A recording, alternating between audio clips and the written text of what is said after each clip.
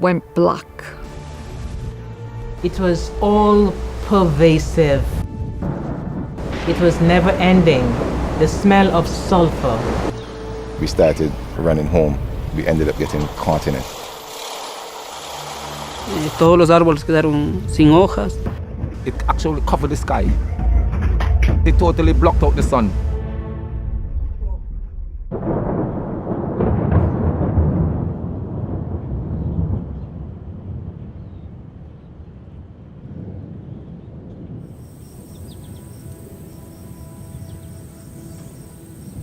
When that first explosion went off that Monday morning, and I remember I could have seen that ash spreading across, so dark.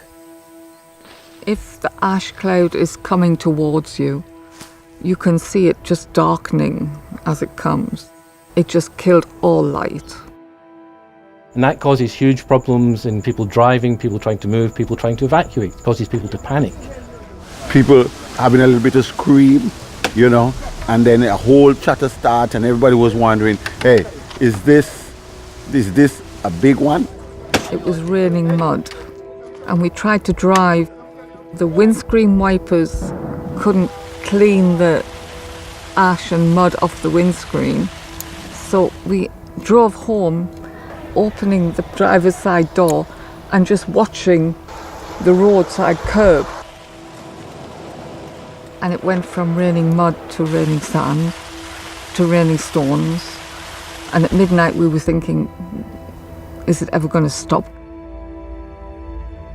If you have thick ash deposits on the roofs of buildings and then you have rain, the ash basically turns to concrete. About 0.5 metre is enough to collapse most house roofs. Branches collapsing. You're just listening around the forest and it snaps. You have problems breathing. It gets into your mouth, into your ear, into your eyes as well, and it's just everywhere. You get a feeling like I'm covered with powder, flour. So a lot of people start wearing long sleeve shirts and button right up to the neck, and the ash mask start coming in. You're feeling ash beneath your feet. You try to clean your homes, there's always ash. You're feeling it between your teeth. You know, on your bed when you lay down, you're still feeling it. I used to say to myself, how long that we can ever go on with this? We prayed for rain, because when it rained you could open all the windows and you could breathe fresh air and, you know. In one sense, it was very disadvantageous to us because it killed the young plants, but in another sense, it made the land more fertile. Ash has those chemical components where it enriches the soil.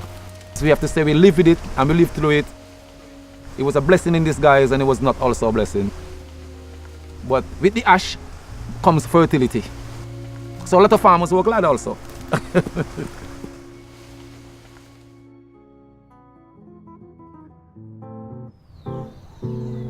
Lo que podemos contar a nuestros hijos.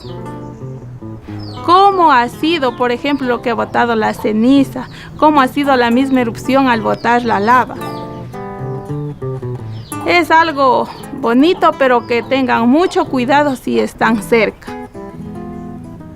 Ciertas cenizas que tienen un abundante componente químico destruye las flores de las plantas.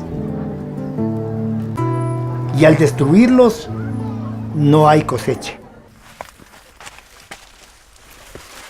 Entonces, con la ceniza y todos los cambios que ha habido por la erupción, hemos optado solamente por el cultivo de lo que es el maíz. El choclo rápido madura, pero se puede cultivar tranquilamente. La ceniza cuando cae, la ceniza blanca en los cultivos y especialmente cuando cae con agua se pega y se quema las hojitas. En las hojas de los cultivos se hace como tipo pasta.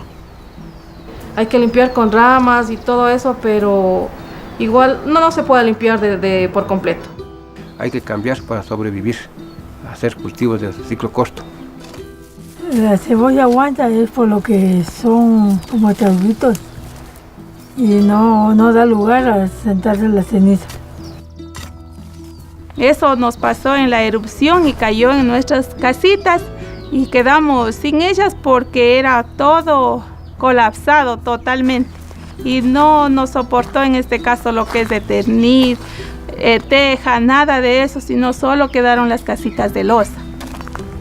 A veces también el peso ha afectado los techos en que ellos mismos, por tener tanta ceniza, con el agua de lluvia ya se pone demasiado peso y se colapsa.